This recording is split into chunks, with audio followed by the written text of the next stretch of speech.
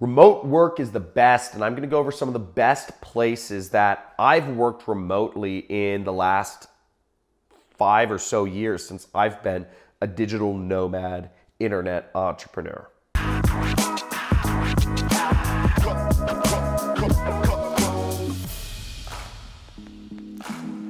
So I'm gonna get into, from personal experience, what my favorite places and what the best places I believe are to work remotely. But I do need to give a quick shout out to Nomad List, because they have a great resource that I've used of all the different best cities in the world rated by other digital nomads to work remotely. A little bit about me: I've been an online entrepreneur since 2012, and I've traveled to over 40 countries in that time span, just working everywhere around the world. Traveling was really one of my major goals. It was the reason why I started an internet business. It's the reason I got into internet business, because it was the only business that would allow me to be anywhere in the world I wanted to be and still make money and still earn something sizable for myself. So a little disclaimer about this video is I'm gonna go over the best places in the world to work remotely, not like the actual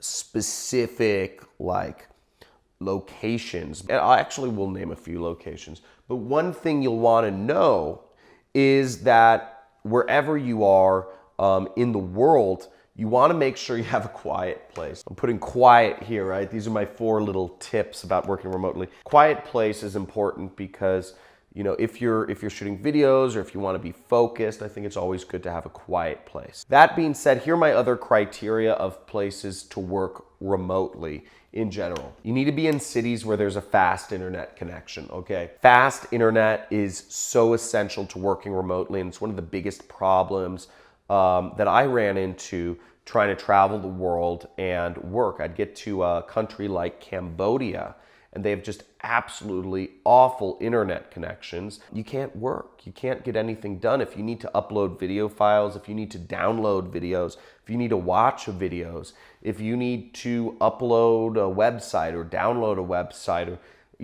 a lot of just normal things I think that go along with running an internet business.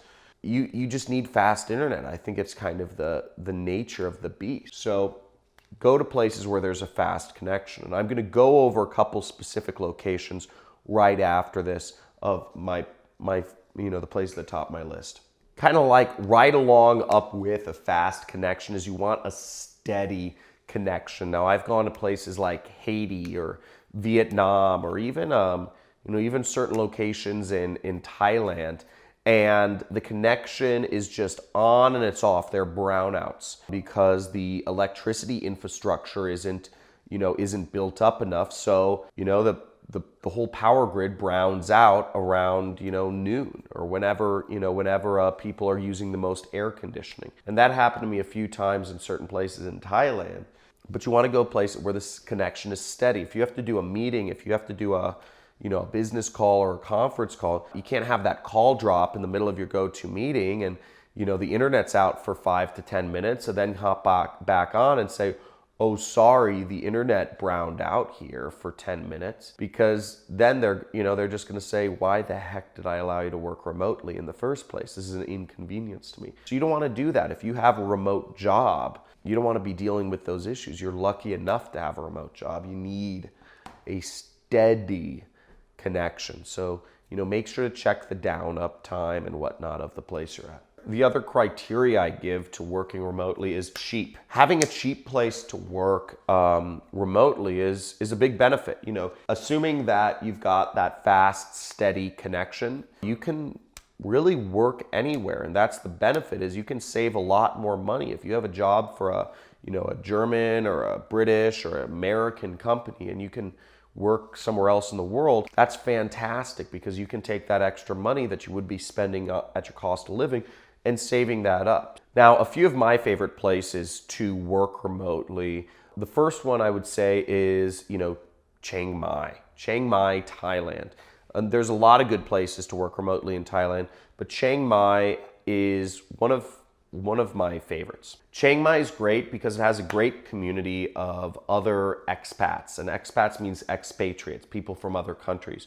So there's a lot of Westerners, there's a lot of people from America, Australia, and Europe that are hanging out in Chiang Mai. You know, it's a lot of people that speak English that are from America, you know, you can just, or from Europe, you know, that you can just connect with very easily. And they have a lot of businesses that just cater to Westerners, which is really nice.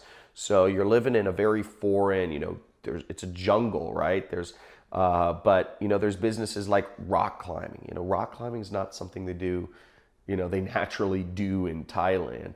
But you know, I'm a big rock climber, and they have some great rock climbing areas, and they have, you know, people who will belay and assist you, and you know, they have holds carved out and place around there. So that's what I mean by you can get some of these really cool Western things you'd want in these foreign places. So I like that about Chiang Mai. They have all sorts of stuff. It's extremely cheap. It's in the north of Thailand, and it's very laid back vibes, and they have pretty consistent internet. So that was a really cool aspect of Chiang Mai.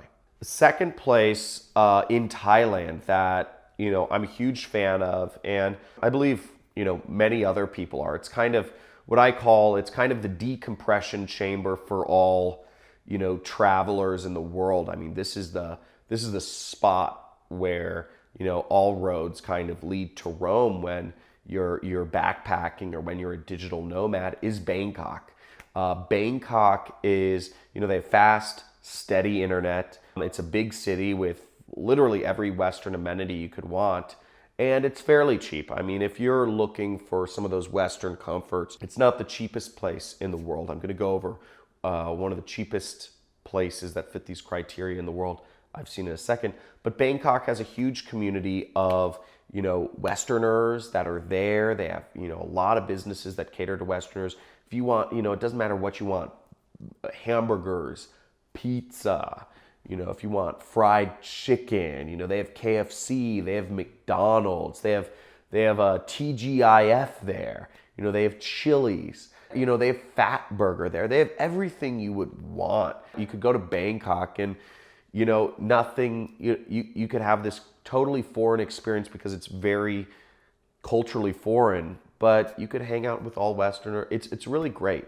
I really like Thailand. It's got so much culture, and it really blends in foreign cultures very well. Now, the third place I'll recommend is one of the more exotic places, and it's extremely cheap, but they actually have really good, steady, fast internet. They have a good community of expats there, and they have really cool culture. I mean, it's really, and just beautiful, beautiful countryside. You know, the city itself isn't that nice. It's Medellin, Colombia. And I was in Colombia. I stayed 3 months in Colombia when I was traveling. And, you know, part of it was, you know, I took a 6-week kind of intensive on salsa dancing. You know, I wanted to learn the Colombian style of salsa dancing. It's a little different than the kind of like straightforward way. And that was really fun. You know, for me, I'm very like, you know, left-brained thinking. So I'm trying, you know, I wanted to learn how to dance to like get me out of that.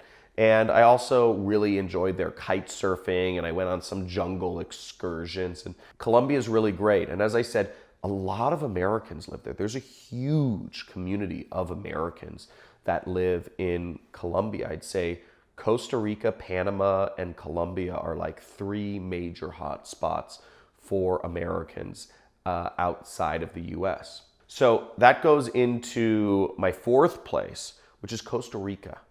Costa Rica, massive community of Americans, very open-minded, self-conscious or conscious, you know, a lot of conscious entrepreneurs. A lot of people run companies down there, you know, and hire people. So there's a whole community down there, and there's all the Western amenities you want as well, if that's what you want. You know, if that's not what you want, cool. But if you want your Heinz ketchup, you know, go for it. You know, if you want your nice medical care, you know, it's there. So you can get all this stuff in Costa Rica. Costa Rica is a great, great spot to check out. And the 5th place, the last place I'll throw on this list, is probably one of the coolest and one of the least known, and they've got a great internet connection, and it's Taghazout, Morocco. It's this place on the seaboard of Morocco. It's inland from, I believe it's somewhere close to like Marrakesh or something. But there's this co-working spot called Sundesk. Sundesk, Sundesk, and it's run by a German woman. She was a traveler, she was a digital nomad, and she wanted to settle down, start a business, and she started this great co-working spot that has really fast internet connection, and there's great surfing all along the coast. Okay, it's like Morocco is a surfer's paradise. There's so many Germans that come down from Germany and surf there. It's like insane. I never knew how many Germans there were in Morocco. There's more Germans than French in Morocco, and the French used to own Morocco. I don't know how that makes sense. But it's a great spot for surfing. It's also a great spot for kite surfing, which is one of the reasons I was there.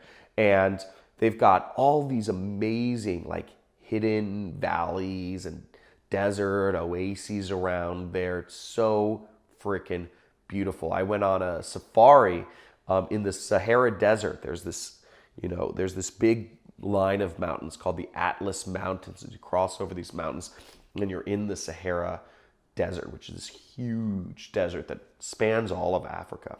And we rode around on camels, and I stayed in tents, and all of this was like 2 hours away from Tagazout. You're in a completely foreign, it was so awesome, and it's so amazing and very foreign.